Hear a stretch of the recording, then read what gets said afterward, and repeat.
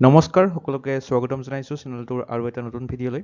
চ' আমি যি গুৱাহাটী হাইকোৰ্টৰ যেটা বোলে এক্সাম 2025ৰ বাবে জেনেৰেল নলেজৰ প্ৰিভিয়াছ ইয়াৰ কুৱেশ্যন ডিছকাছ কৰি আছিলোঁ তাৰে পাৰ্ট 10 লৈ আহিছোঁ আজিৰ ভিডিঅ'টোত।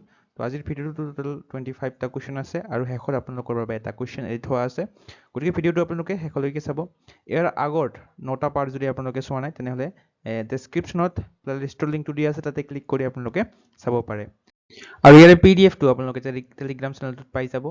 টেলিগ্ৰাম চেনেলটো জইন হ'বলৈ এই লিংকটোত ক্লিক কৰিব পাৰে, ডেছক্ৰিপশ্যন বক্সত দিয়া আছে, আৰু এই কিউআৰটো স্কেন কৰিব পাৰে। গতিকে বেছি পলম নকৰি আজিৰ ভিডিঅ'টো আমি আৰম্ভ কৰোঁ।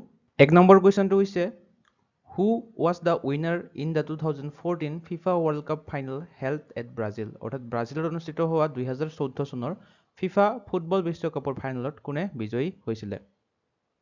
তো কাৰেণ্ট এফেয়াৰ্ছৰ কুৱেশ্যন হিচাপে আহিছিলে তেতিয়া 2014 চনৰ অহা এইবিলাক কুৱেশ্যন হয়। তো 2014 চনত ফিফা ৱৰ্ল্ড কাপ হৈছিলে ব্ৰাজিলত, এইটো মনত ৰাখিব। তো আৰু উইনাৰ কোন আছিলে? অপশ্যন ডিটো হ'ব শুদ্ধ উত্তৰ, জাৰ্মানী। জাৰ্মানী দলটোৱে চেম্পিয়ন হৈছিলে। আৰু ৰানাৰ্ছ আপ কোন আছিলে?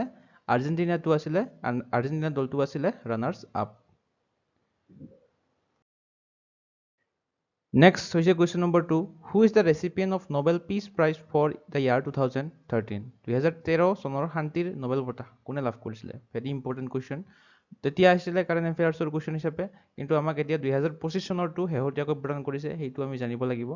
তো আগত 2013টো কৈ লৈছোঁ। 2013 শান্তিৰ নোবেল বঁটা কোনে লাভ কৰিছিলে? অপশ্যন ডিটো হ'ব শুদ্ধ উত্তৰ, organisation for prohibition of chemical weapons, OPCW সংক্ষেপত কোৱা হয়। 2013 চনত নোবেল পিচ প্ৰাইজ লাভ কৰিছিলে। আৰু 2025 চনৰটো আমি এতিয়া চাম।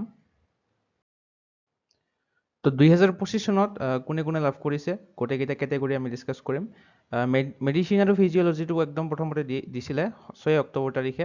কোনে কোনে লাভ কৰিছে? মেৰী ই ব্ৰুংকো, ফ্ৰেড ৰেমষ্টেল আৰু চিমন চাকাগুচিয়ে লাভ কৰিছিলে। এই তিনিজনে, গোটেই কেইজনৰে নাম আপোনালোকে মনত ৰাখিব। ফিজিক্সৰ বাবে তিনিজনে লাভ কৰিছিলে, John Clarke, Michael H Devoret and John M মাৰ্টিনিছ।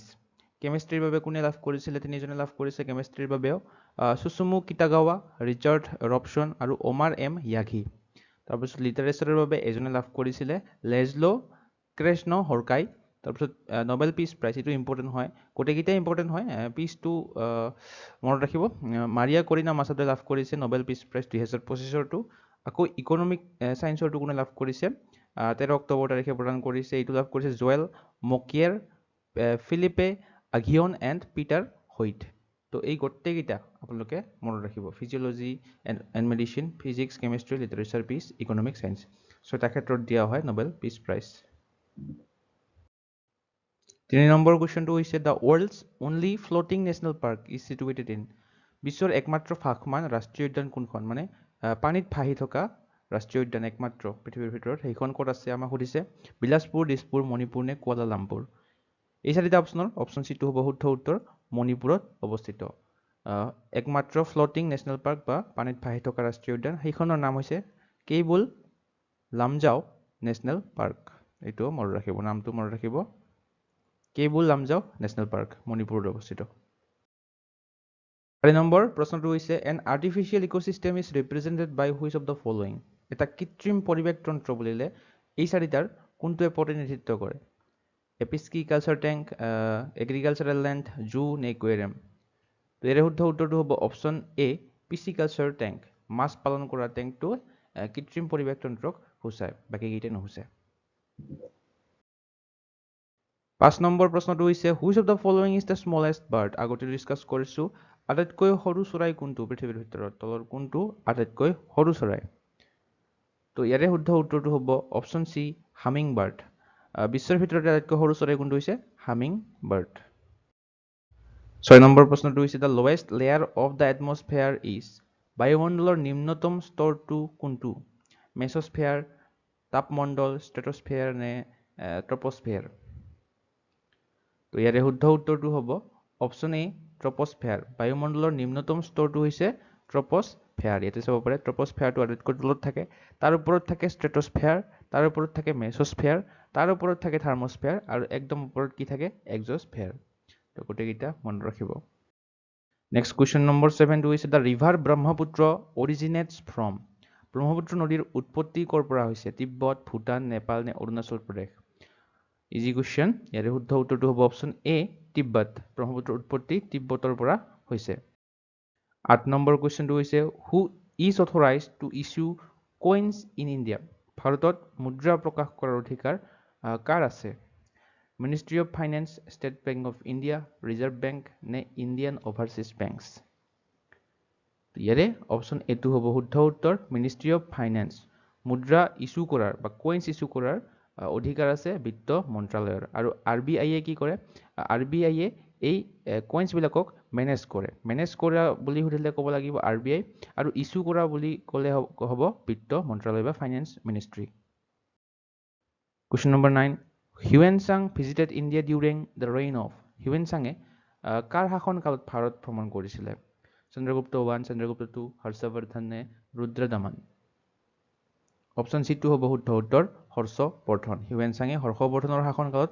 Bharat ভ্ৰমণ কৰিছিলে 10 নম্বৰ কুৱেশ্যনটো হৈছে দ্য এক্সপাউণ্ডাৰ অফ য়োগা ফিলচফি যোগ দৰ্শনৰ প্ৰচাৰক কোন হয় পতঞ্জলি গৌতম জয়মিনী নে শংকৰাচাৰ্য অপশ্যন এটো হ'ব শুদ্ধ উত্তৰ পতঞ্জলি যোগ দৰ্শনৰ প্ৰচাৰক বা য়োগা এক্সপাউণ্ডাৰ অফ য়োগা ফিলচফি বুলি পতঞ্জলিক কোৱা হয় মহৰ্ষি পতঞ্জলিক কোৱা হয় 11 নম্বৰ কুৱেশ্যনটো হৈছে Upanishad R book on Upanishad বিলাক কোনটো বিষয়ৰ ওপৰত লিখা এখন গ্ৰন্থ ধৰ্ম যোগ আইন দৰ্শন অপশ্যন ডিটো হ'ব শুদ্ধ উত্তৰ ফিলচফি উপনিষদ বিলাক মানে ফিলচফি বিষয়ৰ ওপৰত লিখা গ্ৰন্থ 12 নম্বৰ প্ৰশ্নটো হৈছে Ashoka the great conquered Kalinga in the year মহান অশোকে কোনটো বছৰত কলিংগ জয় কৰিছিলে অপশ্যন চিটো হ'ব শুদ্ধ উত্তৰ 261 AD 261 খ্ৰীষ্টপূৰ্বত অশোকে কলিংগা জয় কৰিছিলে 13 নম্বৰ কুৱেশ্যনটো হৈছে সাকা এৰা ষ্টাৰ্ট ফ্ৰম হিন্দু সাকা এৰা কোনটো টাইমত আৰম্ভণি হৈছিলে অপশ্যন বিটো হ'ব শুদ্ধ উত্তৰ 78 AD 14 নম্বৰ কুৱেশ্যনটো হৈছে Buddhist literature was written in বৌদ্ধ সাহিত্য কোনটো ভাষাত লিখা হৈছিলে প্ৰাকৃত পালি তামিল নে সংস্কৃত অপশ্যন বিটো হ'ব শুদ্ধ উত্তৰ পালি বৌদ্ধ সাহিত্যবিলাক এই পালি ভাষাত লিখা হৈছিলে 15 নম্বৰ question the term Sufi is derived from এই সুফি শব্দটোৰ উৎপত্তি ক'ৰ পৰা হৈছে ইয়াৰে শুদ্ধ উত্তৰটো হ'ব option B a type of garment এই সুফি শব্দটো এক প্ৰকাৰৰ সাজ পোছাক ইয়াৰ পৰা ডিৰাইভ কৰা হৈছে বা উৎপত্তি হৈছে 16 নম্বৰ প্ৰশ্নটো হৈছে the court language of Mughals was মোগলসকলৰ ৰাজসভাৰ ভাষাটো কি আছিলে এই চাৰিটাৰ Arabic Hindi Persian Urdu option চিটো হ'ব শুদ্ধ উত্তৰ পাৰ্চিয়ান মোগলসকলৰ কোৰ্ট লেংগুৱেজ বা ৰাজসভাৰ ভাষাটো আছিলে পাৰ্চী ভাষা 17 নম্বৰ কুৱেশ্যনটো হৈছে Vande Mataram first sung at the session of Indian National Congress in Vande মাতৰমটো প্ৰথমবাৰৰ বাবে ভাৰতীয় জাতীয় কংগ্ৰেছৰ কোনটো অধিৱেশনত গোৱা হৈছিলে চনটো আমি ক'ব লাগে অপশ্যন চিটো হ'ব শুদ্ধ উত্তৰ 1896 অৰ্থাৎ 1896 চনত এই বন্দে মাতৰমটো প্ৰথমবাৰৰ বাবে ভাৰতীয় জাতীয় কংগ্ৰেছৰ কলকাতা অধিৱেশনত তেতিয়া কলকাতা আছিলে এই অধিৱেশনখনত প্ৰথম গোৱা হৈছিলে আৰু এই সংটো কোনে কম্প'জ কৰিছিলে এইটো সুধিব পাৰে বংকিম চন্দ্ৰ চেটাৰ্জী এইটো জানে সকলোৱে 18 নম্বৰ কুৱেশ্যনটো হৈছে the strategy of divide and rule was adopted by বিভাজন আৰু শাসন এই কৌশলটো কোনে গ্ৰহণ কৰিছিলে 19 number question which of the following planets is nearest to Earth নিম্নলিখিত কোনটো গ্ৰহ পৃথিৱীৰ আটাইতকৈ নিকটতম ভেৰি ইজি কুৱেশ্যন সকলোৱে জানো আমি অপশ্যন বিটো হ'ব শুদ্ধ উত্তৰ ভেনাছ শুক্ৰ গ্ৰহটো পৃথিৱীৰ আটাইতকৈ ওচৰত আছে নিয়াৰেষ্ট প্লেনেট টু আৰ্থ আৰু এই শুক্ৰ গ্ৰহটোক টুইন প্লেনেট বুলিও কোৱা হয় পৃথিৱীৰ লগত টুইন প্লেনেট এইটো মনত ৰাখিব যদি আমাক সোধে টুইন প্লেনেট কোনটো কোৱা হয় তো উত্তৰ হ'ব ভেনাছ বা শুক্ৰ গ্ৰহ 20 নম্বৰ কুৱেশ্যনটো হৈছে the study of heavenly bodies is known as অৰ্থাৎ মহাকাশীয় বস্তুৰ অধ্যয়নক আমি কি বুলি কওঁ দ্য ষ্টাডি অফ হেভেনলি বডিজক কোৱা হয় অপশ্যন চি এষ্ট্ৰনমি বুলি কোৱা হয় মহাকাশীয় বস্তুৰ অধ্যয়নক জ্যোতিৰ্বিজ্ঞান বা ইংলিছত এষ্ট্ৰনমি বুলি কোৱা হয় 21 নম্বৰ কুৱেশ্যনটো হৈছে সুপাৰনোভা সুপাৰনোভাটো কি এটা এষ্ট্ৰইড এটা ব্লেক হোল এটা কমেট নে এটা ডাইং ষ্টাৰ ইয়াৰে শুদ্ধ উত্তৰটো হ'ব option D a dying star সুপাৰনোভাটো এটা ডাইং ষ্টাৰ হয় 22 নম্বৰ প্ৰশ্নটো হৈছে sudden fall in barometric readings indicates very repetitive question হয় বাৰে বাৰে সুধিছে এই কুৱেশ্যনটো আৰু ইম্পৰ্টেণ্ট হয় তো যিটো বেৰ'মিটাৰ আছে বেৰ'মিটাৰৰ ৰিডিংটো যদি হঠাতে নামি যায় তেতিয়া কি সূচায় আমাক বৰষুণ হোৱা সূচায় ধুমুহা নে ভাল বতৰ নে অত্যাধিক ঠাণ্ডা হোৱা সূচায় তো ইয়াৰে অপশ্যন বিটো হ'ব শুদ্ধ উত্তৰ ষ্ট্ৰম বেৰ'মেট্ৰিক ৰিডিং যদি হঠাতে পৰি যায় তলত তেতিয়া ধুমুহা অহাৰ আগজননী দিয়ে 23 নম্বৰ প্ৰশ্নটো হৈছে who among the following was the first lady prime minister in the world মানে নিম্নলিখিতসকলৰ ভিতৰত বিশ্বৰ প্ৰথমগৰাকী মহিলা প্ৰধানমন্ত্ৰী কোন আছিলে বিশ্বৰ ভিতৰত সুধিছে আমাক ইয়াৰে উত্তৰ হ'ব অপশ্যন ডি টু শ্ৰীমাভো বাণ্ডাৰনাইকে আছিলে বিশ্বৰ প্ৰথমগৰাকী মহিলা প্ৰধানমন্ত্ৰী ফাৰ্ষ্ট লেডি প্ৰাইম মিনিষ্টাৰ আৰু কোনখন দেশৰ আছিলে সেইটো মনত ৰাখিব শ্ৰীলংকা দেশখনৰ প্ৰাইম মিনিষ্টাৰ আছিলে তেওঁ আৰু আমাক যদি ভাৰতৰ প্ৰথম লেডি প্ৰাইম মিনিষ্টাৰ বা মহিলা প্ৰধানমন্ত্ৰী সুধে ভাৰতৰ তেতিয়া হ'ব ইন্দিৰা গান্ধী সকলোৱে জানো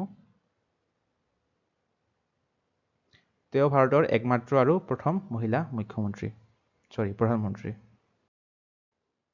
24 number question among the following union territories which one is the largest in size অৰ্থাৎ আমাক 4খন কেন্দ্ৰীয় শাসিত অঞ্চল দিয়া আছে এই 4খনৰ ভিতৰত কোনখন আটাইতকৈ ডাঙৰ